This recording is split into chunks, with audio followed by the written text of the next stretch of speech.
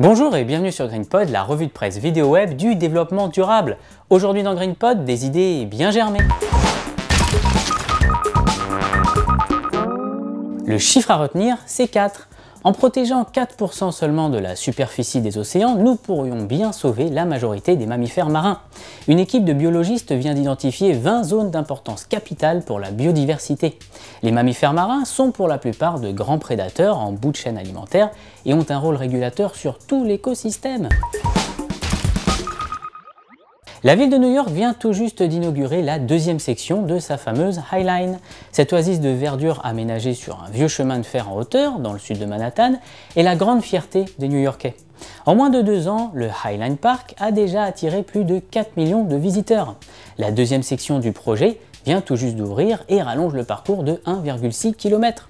Pour la petite histoire, ce chemin de fer suspendu, qui longe le sud-ouest de Manhattan, a été construit dans les années 30 pour l'acheminement de marchandises, puis a été abandonné tel une relique avec l'arrivée des camions dans les années 50.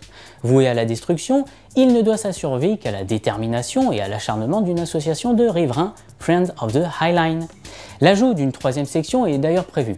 Le parc fera alors plus de 3 km de long, une bonne façon de visiter New York autrement. Quand deux designers, Alex Driver et Carlos Peralta, rencontrent un scientifique de Cambridge, Paolo Bombelli, la lumière prend soudain racine. Des appareils se mettent à fonctionner avec de la mousse végétale ou des algues.